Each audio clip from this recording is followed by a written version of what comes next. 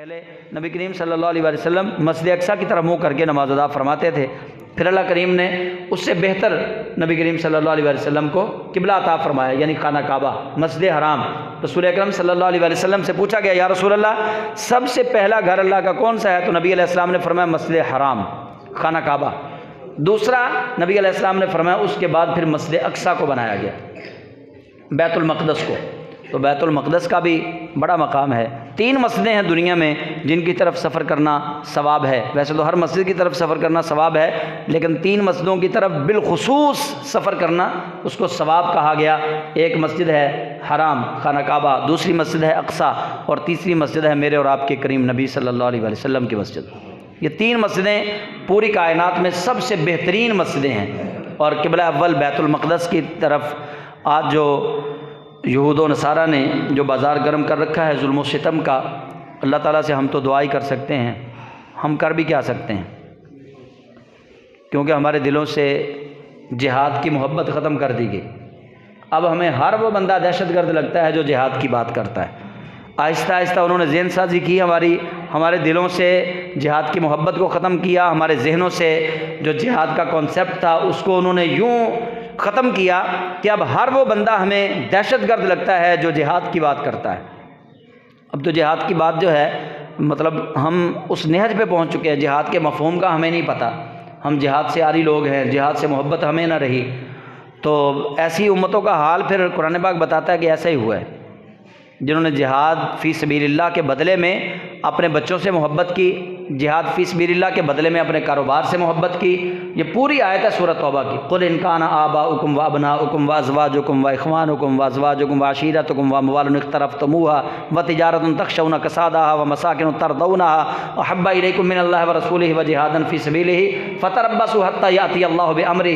اللہ نہیں فرماتا ہے اے محبوب ان سے کہو قل ان کان آباؤکم وابناؤکم، اگر تم اپنے ماں باپ سے، اپنے بیٹوں سے، وازواجکم اور اپنی بیویوں سے، واخوانکم اور اپنے بھائیوں سے، وعشیرتکم اور اپنے رشتہ داروں سے، واموال اقترفتموها اور اپنے مال سے، وتجارۃ تخشون کسادها اور تجارت سے جس کے ساتھ تمہیں بڑی محبت ہے، جس کا خسارہ تمہیں بڑی تکلیف دیتا ہے، اگر تمہیں ومساکن ترضونها اور تمہارے گھر جن کو دیکھ کے تم بڑے خوش ہوتے ہو، احب الیکم من اللہ ورسولہ وجہاد فی سبیلہ، 2 چیزیں ہیں، اگر تمہیں یہ ساری چیزیں اللہ اور اس کے رسول سے اور جہاد سے اچھی لگتی ہے نا، فتربصوا حتی یأتی اللہ بامرہ، تو انتظار کرو، اللہ پھر اپنا امر لائے گا۔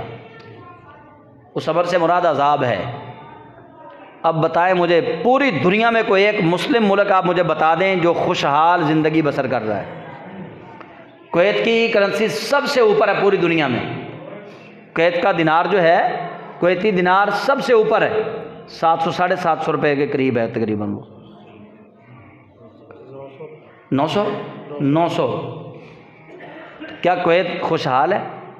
اس کو بھی امریکہ کی غلامی میسر ہے، وہ بھی امریکہ کے تلوے چاٹ رہا ہے۔ یہ ہماری حالت ہوئی کیوں ہے؟ ہوئی اس لیے کہ ہم نے ساری چیزیں اپنے لیے، اولئک الذین اشتروا الحیاۃ الدنیا بالآخرہ، دنیا کا سودا کر لیا ہم نے، آخرت دے دی، آخرت بیچ دی، دنیا کو ہم نے رکھ لیا بس، اس لیے یہ ہمارا حشر ہوا ہے۔ تو ہم کیا کر سکتے ہیں؟ ایک مولوی کیا کر سکتا ہے؟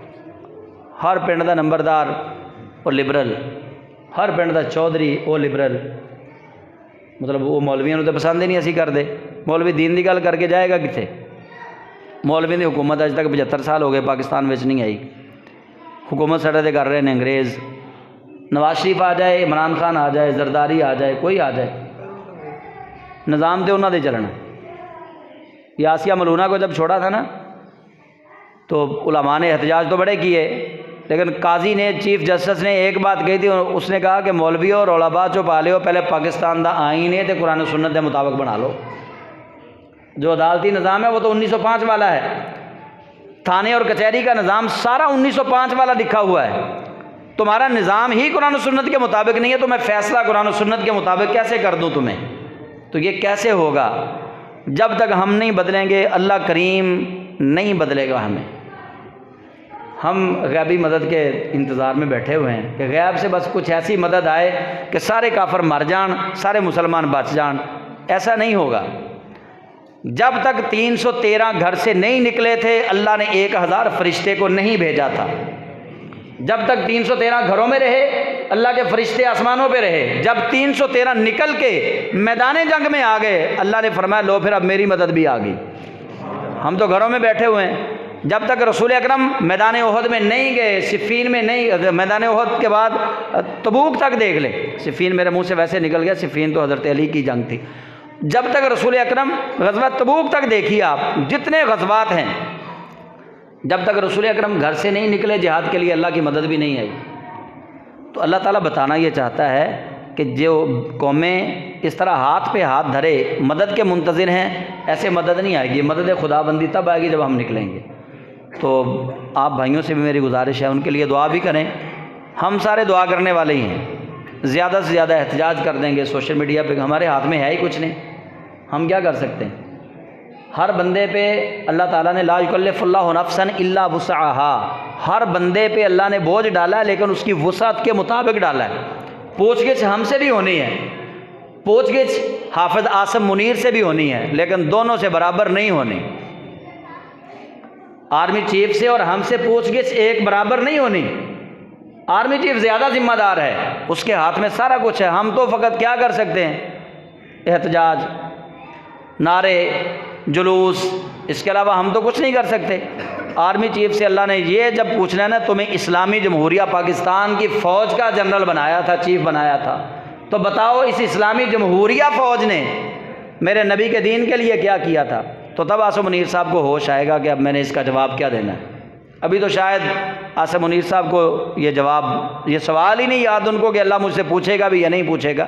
ابھی تو ہمارے جتنے جرنیل ہیں وہ سارے شاید اپنے اپنے عیش و آرام کے پیچھے لگے ہوئے ہیں کہ ہمیں کہاں سے کچھ ملے گا، لیکن انہیں کچھ سوچنا چاہیے۔ ہم تو چھوٹے لوگ ہیں، ہم تو بس بات کر سکتے ہیں، آواز نکال سکتے ہیں، لیکن یہ کرنے والے لوگ جو ہیں یہ اوپر بیٹھے ہوئے ہیں۔ تو اللہ تعالیٰ سے دعا ہے اللہ تعالیٰ ان کے دلوں میں فلسطین کے لوگوں کے لیے رحم پیدا فرمائے کہ یہ ان کے لیے کچھ کر سکیں۔ اللہ اپنے محبوب کی عزت کا صدقہ مجھے اور آپ سب کو بعمل مسلمان بنائے۔ آمین۔ وآخر دعوانا ان الحمد للہ رب العالمین۔